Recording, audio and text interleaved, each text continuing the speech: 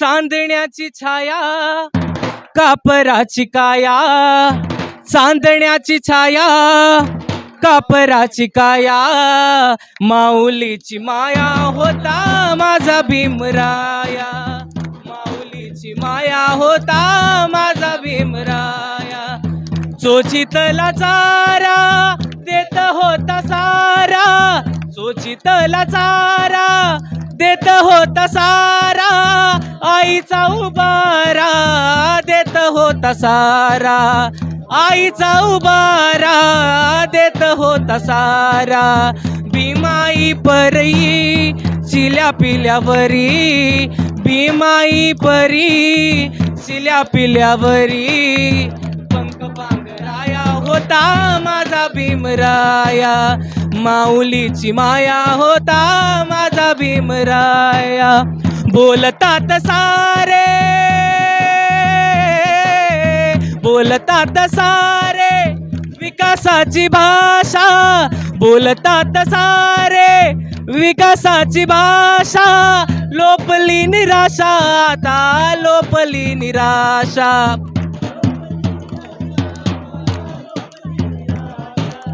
7 कोटी मधी विकासाच्या आधी, 7 कोटी मधी विकासाच्या आधी, विकासाचा पाया होता माझा भीमराया,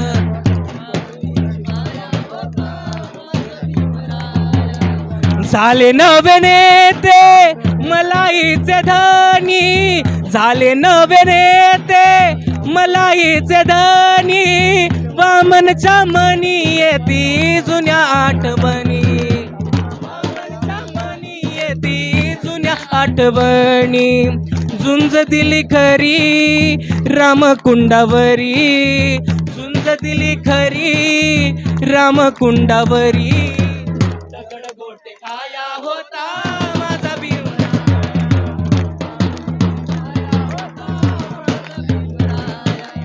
चांदण्याची छाया कापराची काया, चांदण्याची छाया कापराची काया, माऊलीची माया होता माझा भीमराया, माऊलीची माया होता माझा भीमराया,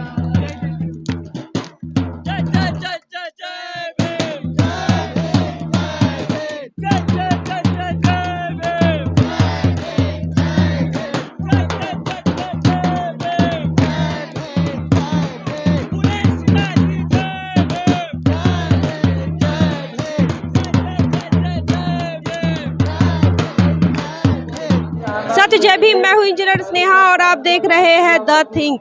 इस वक्त हम दीक्षा भूमि के बाहर के एरिया में है और दीक्षा भूमि परिसर में है और ये आप जो देख रहे हैं तमाम युवाएं हमारे साथ में हैं और यहाँ पर लड़कियों का भी जो है यहाँ पर हिस्सा है, उनकी भी भागीदारी आपको देखने को मिल सकती है। बता दें कि दीक्षा भूमि के इस परिसर में ये जो यूथ है वो अपने गीतों के माध्यम से जन जागृति फैलाने का काम कर रहे हैं और समाज को प्रबोधित कर रहे हैं और कुछ इनके संगठन है जिसका नाम है NNBY national network of Buddhist youth और इसके माध्यम से वो किस प्रकार से काम करते हैं, क्या उनका उद्देश्य है, तमाम बातों को लेकर आज हम बातचीत करने वाले हैं। क्या नाम है आपका? मेरा नाम पायल है। पायल, आप जो NNBY में काम करती है, क्या उद्देश्य है इस संगठन का? इस संगठन का उद्देश्य है कि ये पूरा भारत जो है उसको बुद्धमय बनाना, ये हमारा उद्देश्य है। अच्छा देखिए, वो भारत बोधमय, मैं तो कुछ और सवाल पूछना चाह रही थी लेकिन आपने भारत बोधमय की बात कह दी, तो युवाओं को लेकर आप किस प्रकार से काम करते हैं? अब मेरा अभी जो सवाल है मैं उसे बाद में लूँगी। कैसे काम करते हैं युवाओं के साथ? युवाओं के साथ हम इस तरीके से काम करते हैं। सबसे पहले ये संगठन जो है वो शाहू फुले अम्बेडकर के विचारधाराओं पे चलता है। हम देखते हैं कि बहुत सारे जो स्टूडेंट हैं वो एकेडमिकली तो आगे बढ़ रहे हैं, लेकिन जो हमारे महापुरुष हैं उनके बारे में ये लोग बहुत ही कम नॉलेज रखते हैं। तो ऐसे ही हम स्लम एरिया में जाके या रीजन्स में जाके यूपी, बिहार और महाराष्ट्र के कई क्षेत्र में जाके हम लोग ये विचारधाराओं को हम स्प्रेड कर रहे हैं। आपने कहा कि भारत बोधमय करने की बात कही है, देश के अंदर हिंदू राष्ट्र की बात हो रही है, राम राज्य की बात हो रही है, हिंदुत्व की बात हो रही है, तो ऐसे भी कैसे कर पाएंगे आप भारत बोधमय? जी, देखिए, जो बुद्धमय भारत था, तो हिंदुइज़्म लाने के लिए उनको कई साल लगे, तो बोल सकते हैं कई शतक लगे। तो एक-एक स्टेप लेके हम इस कारवां को आगे बढ़ाएँगे। हमें पता है ये इतना आसान नहीं है, हमें भी कई शतक लग सकते हैं, लेकिन हाँ, हम ये कारवां जारी रखेंगे। मतलब आशावाद लेकर आप लगातार काम कर रही हैं, तो युवाओं के अंदर क्या बदलाव आपने देखा है? आप जब से इस सामाजिक जीवन में आई हैं, तो इस संगठन के माध्यम से कितना बदलाव आप देखती हैं?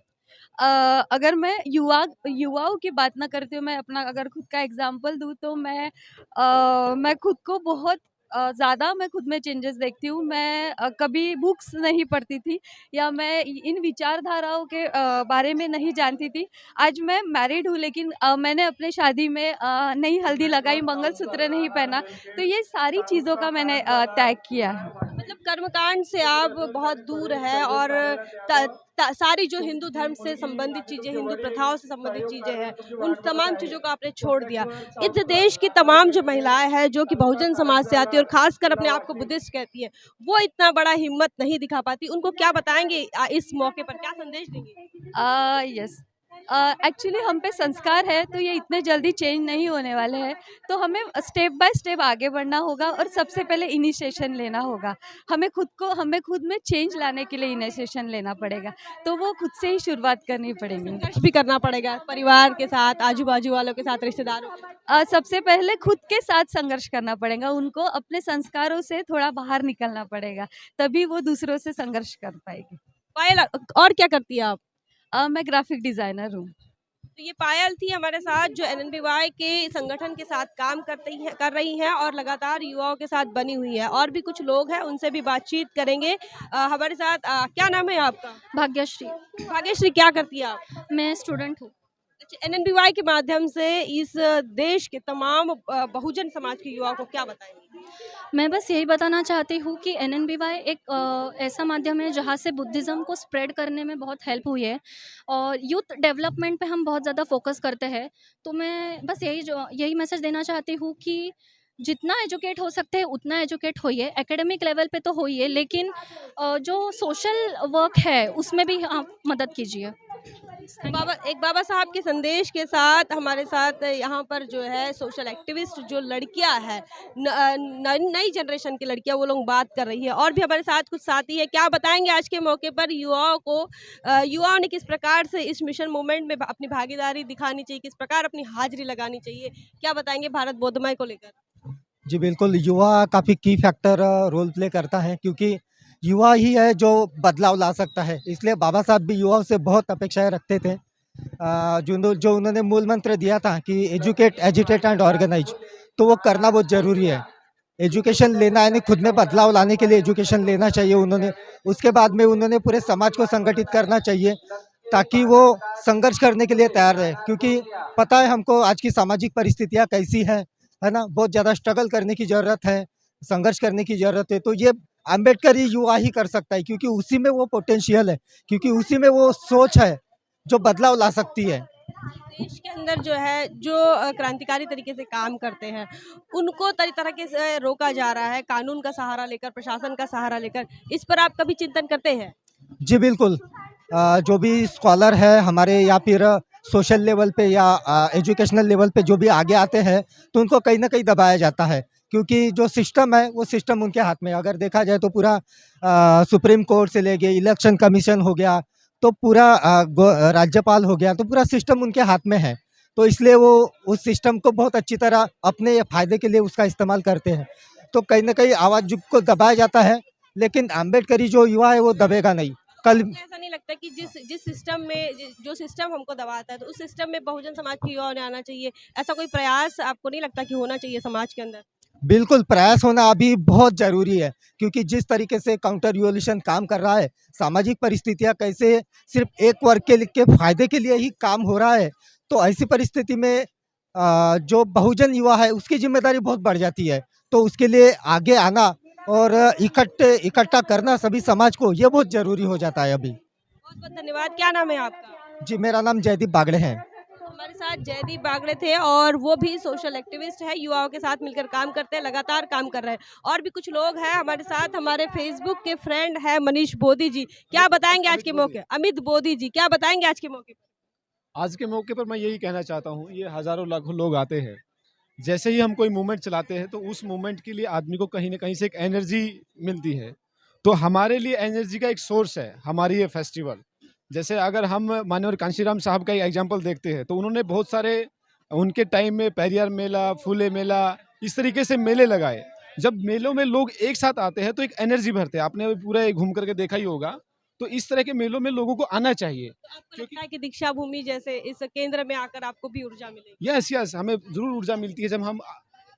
जब हम एक स्टेट में रहते हैं तो हमें लगता है कि हम अम्बेडकरवादी लोग एक स्टेट हरियाणा में ही है, एक पंजाब में ही है। लेकिन जब हम सेंट्रल स्टेट में आते हैं, नागपुर में आते हैं, तो पूरे देश भर के लोग यहाँ बाबा साहब और बुद्ध को मानने वाले या समानता को मानने वाले लोग आते हैं। हरियाणा से आए, कैसे लगता है महाराष्ट्र के अंदर जो फुले शाहू बाबा साहब का मिशन मूवमेंट है, उसको देखकर क्या सोच पैदा होती है आपके अंदर?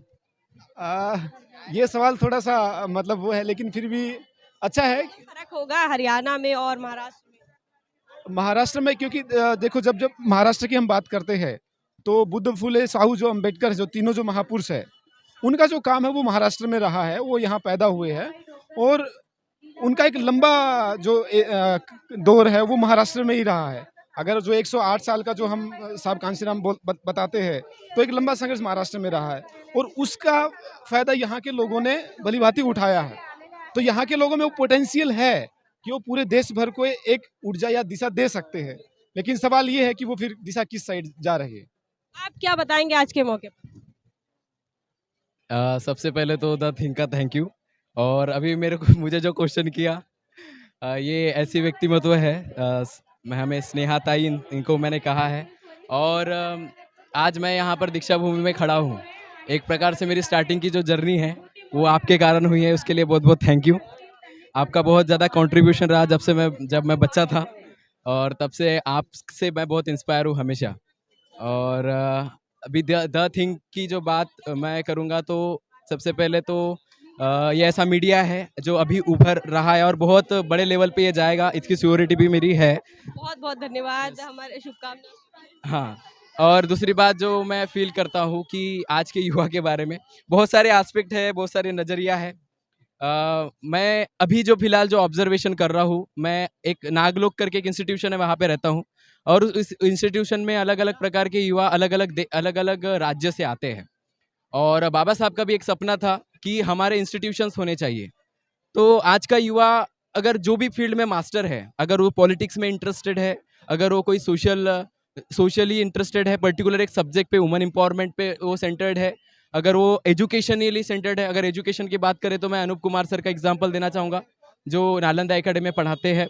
तो हाँ, तो पर्टिकुलर जो मुद्दा है कि अगर हमारा जिस एरिया में इंटरेस्ट है उसको हम एक्सप्लोर करें और उसको एक पे बैक टू सोसाइटी अगर करना है तो अपने को इस प्रकार के इंस्टीट्यूशन बिल्ड उन्हें समाज को लौटाना भी चाहिए क्योंकि समाज की वजह से उनको बहुत कुछ मिला है, ऐसा मानते हैं आप? बिल्कुल मानता हूँ। और ऐसा होता नहीं, बहुत सारा परसेंटेज अगर 100% की बात करें तो बहुत 10 या 15% ऐसा कंट्रीब्यूशन समाज को एक युवा देता है। तो ये परसेंटेज बढ़ना बहुत ज़रूरी है, उसके लिए अवेयरनेस बहुत इंपॉर्टेंट है। और द थिंक के माध्यम से मैं यही अपील करना चाहूँगा कि बाबा साहब को सिर्फ ऊपर और सिर्फ पूजने तक ही हमको सीमित नहीं रखना है। उनका जो मटेरियल है, उनका जो स्टडी है, वो अपने को डीप स्टडी करने की ज़रूरत है। सिर्फ इमोशन में आके बाबा साहब की जय इट इज़ नॉट कंफर्टेबल, मतलब हमारे लिए वो बहुत ही श्रिंक हो जाएगा, बहुत ही छोटा हो जाएगा। बड़ा करना है तो अपने को पढ़ना पड़ेगा। तो बहुत बड़ी बात ये कह रहे हैं कि युवाओं ने पे बैक टू सोसाइटी करना चाहिए क्योंकि अगर आप युवा है और आप पढ़ रहे हैं, आप अच्छे से जिंदगी जी रहे हैं, आपको पानी पीने का अधिकार मिला, आपको चलने फिरने का अधिकार मिला, अच्छे कपड़े पहनने का अधिकार मिला, तमाम चीजें जो है वो फुले शाहू बाबा साहब अम्बेडकर इनकी देन है और उनकी वजह से मिली है। तो अब इस बदले में आपको कुछ उस समाज को लौटाना होगा जिनके हिस्से में ये सारी चीजें नहीं आई या फिर कम मात्रा में आई। दीक्षा दी है तो मतलब कि हिंदू धर्म को छोड़ दिया, बराबर? हिंदू धर्म को छोड़ दिया। आपको बुरा नहीं लगता हिंदू धर्म को छोड़ दिया?